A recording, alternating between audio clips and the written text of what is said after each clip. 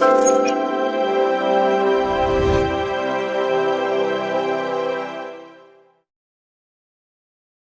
వివాహాది శుభకార్యములకు, పుట్టిన రోజులకు, మీటింగులకు అత్యాధునిక సదుపాయాలతో ప్రొద్దుటూరు వాసవి సర్కిల్ వద్ద నుంచి అతి సమీపాన మీకు అందుబాటు ధరలలో happy banquet AC function hall మీకు స్వాగతం పలుకుతుంది. మా ఫంక్షన్ హాల్ నందు వంట సామాగ్రి మరియు విశాలమైన కార్ పార్కింగ్, అతి తక్కువ మెయింటెనెన్స్ ఖర్చుతో ఏ ఫంక్షన్ అయినా మా happy banquet AC function hall నందు జరుపుకొని ఆనందాన్ని పొందండి. బుకింగ్ కొరకు సంప్రదించండి. మా సెల్ నంబర్ 9160600238 7799 000211.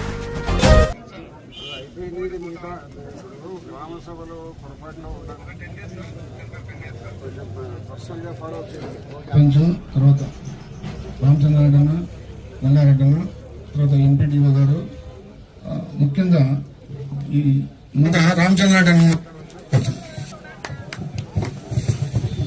అలంకరించిన పెద్దలు, గౌరవనీయులు నందాల వర్గాలకు సంబంధించి చిన్న చెట్టుపల్ల రైతులకు మాత్రం ఒక 170 మంది ఇప్పుడు పవర్స్ చేస్తాం సార్. అవి ఎందుకంటే చాలా రోజుల నుంచి మన నర్సింహాటి వాళ్ళు తిరుగుతూ ఉన్నారు.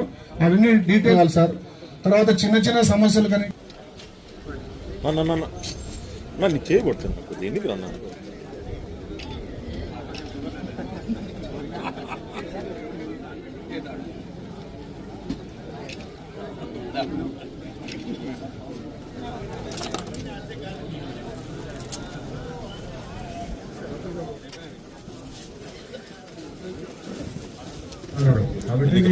ప్రభుత్వానికి అట్లా పట్టుకోండి.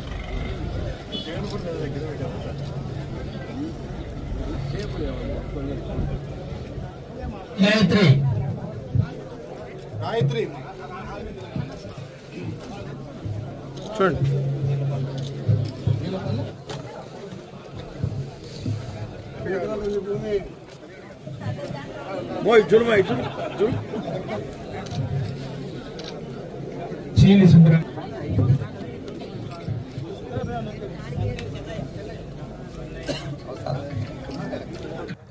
రాష్ట్రంలో తెలుగుదేశం పార్టీ కూటమి ప్రభుత్వం స్థాపించడం జరిగింది. మరి ముఖ్యమంత్రి చంద్రబాబు నాయుడు గారు వచ్చిన తర్వాత ప్రభుత్వాన్ని పరుగులు పెట్టిస్తుంటాడు. ఆయన ఏం చెప్తాడంటే, నేను నిద్రపోను, ఇంకొకటి నిద్రపోని అని చెప్తుంటాడు. రోజు 18 గంటలు పనిచేస్తాడు ఆయన. కాబట్టి మంచి ప్రభుత్వం వచ్చిన కారణంగా గ్రామాభివృద్ధి బాగా అభివృద్ధి జరుగుతూ ఉంది. ఇప్పటికే మన రాజుపాలెం మండలంలో 13,30,00,000 రూపాయల అభివృద్ధి పనులు జరుగుతున్నాయి. గతంలో ప్రభుత్వంలో ఎప్పుడూ ఇలాంటి పరిస్థితి జరగలే. అంటే ఇప్పుడు సంవత్సరం 10 నెలలు అవస్థ ఉన్నా, 8 నెలలే అవస్థ ఉంది. అయినప్పటికీ కూడా 13,30,00,000 రూపాయలు. ఒక కొరపాడు గ్రామంలోనే 10 లక్షల రూపాయలు సిమెంట్ రోడ్లు వేసినాం. 20 లక్షల రూపాయలకు డ్రైన్లు, కాలువలు ఏర్పాటు చేస్తున్నాం. 5 లక్షల రూపాయలకి అంగన్వాడీ కేంద్రాన్ని కూడా ఏర్పాటు చేస్తున్నాం. కాబట్టి ప్రభుత్వము నిరంతరము అభివృద్ధి కోసం పాటుపడే ప్రభుత్వం. దీనికి ఆలోచించండి, గ్రామీణ ప్రాంతాలలో గత 5 సంవత్సరాలలో ఎక్కడ కూడా ఒక కొత్త రోడ్డు వేసిన పాపం లేదు. నేను గర్వంగా చెప్తాను, మీ అందరి సహకారంతో నేను గతంలో 5 సార్లు నన్ను ఎమ్మెల్యేగా ఎన్నుకునే కారణంగా మండలంలో ఒక్క ఊరికి కూడా మట్టి రోడ్డు లేదు. ప్రతి ఊరికి తార్ రోడ్డే ఉంది. ఒక ఊరి నుంచి ఆ రోడ్డు అమ్మడి పోతే మళ్ళీ అదే గ్రామంలో ఆ రోడ్డు అమ్మడి రాకుండా బయటకు వచ్చేదానికి సిమెంట్ రోడ్లు ఉన్నాయి. అప్పుడు మేము వేసిన రోడ్లు తప్పక ఇప్పుడు ఎవ్వరూ ఈ గత ప్రభుత్వంలో ఒక రోడ్డు కూడా ఎక్కడ వేయలే.